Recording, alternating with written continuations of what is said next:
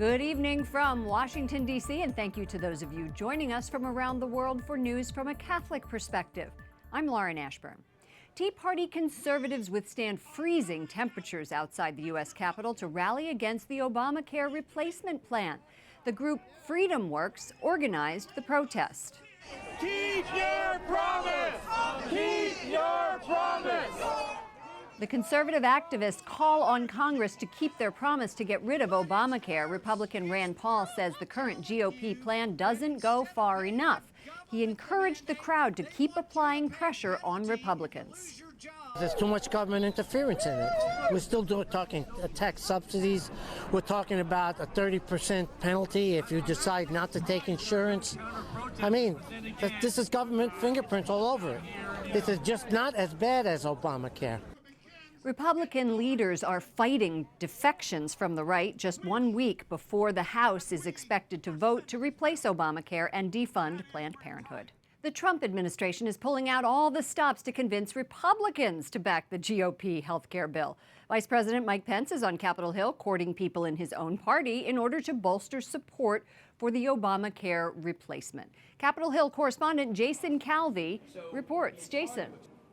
Lauren, the vice president met with the largest group of conservatives in the House, called the Republican Study Committee, and House Republicans are huddling this hour. Earlier today, I spoke with Representative Jim Jordan of Ohio, who's been very critical of his own party's plan. He was part of the group rallying against it outside the Capitol today. Look, we want to do what we told the voters we're going to do. This legislation doesn't accomplish that. That's the problem. Doesn't fully repeal Obamacare. Doesn't bring down the cost of premiums, and certainly, as you can tell, is not uniting our party. That's the problem with the legislation. So we want to change it. We want to make sure it does what we told the American people we were going to do, which is a full repeal, and then let's replace it with those policies that will actually bring down the cost of premiums. So what other changes do you want to see besides lowering the cost of premiums? The key change is the regulations that drove up the costs. So that's the key change. The Speaker's bill also doesn't fully repeal Obamacare, because we didn't tell the American people we're going to repeal Obamacare but keep some of the taxes. We didn't tell the American people we're going to repeal Obamacare but take the Medicaid expansion and extend it for several years. And we certainly didn't tell the American people we were going to repeal Obamacare but we're going to provide some subsidies for the insurance industry. We didn't say that. So let's do what we said. And if we can't unite on anything, then let's go back to what did unite us about 15 months ago.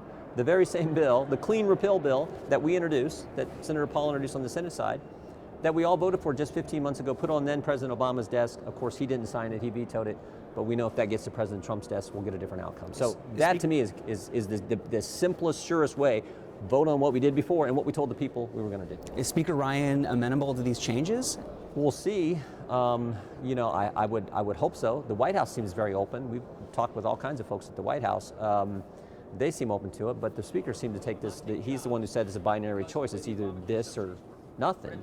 That's not how the legislative process works. I mean, remember, this bill was rolled out 6 days ago, went to committee, no amendments were offered, went straight to markup, no hearings, passed it. Now we're just supposed to take it or leave it. That's not how the process works. It's not how American democracy is supposed to work. That's not fair to the 750,000 people I get the privilege of serving and representing. So let's hope that changes and we can amend this in a major way and make it consistent with what the people sent us here to do. Pro-lifers have been worried that the tax credits will end up funding abortion coverage. I'm for keeping that language in there, making sure that right now the House bill has this pro-life language in there that protects it from going into abortions. We need to fight that and make sure it's not stripped out because of the reconciliation rules and the Byrd rules and everything they have in the Senate. We also need to make sure the Planned Parenthood defund language stays in the legislation as well. You think about what Planned Parenthood was caught doing and just how reprehensible that was on tape. It's important that language stays in as well. So we're confident that that can survive. Speaker Paul Ryan telling Fox Business that he's open to, quote, improvements and refinements to the Republican plan, but he adds there are limits. Vice President Pence says that some changes encouraged by House conservatives have been agreed upon today. Lauren, the House Budget Committee is set to debate the GOP Obama replacement tomorrow. It's all about making a deal. Jason, what do you expect will happen?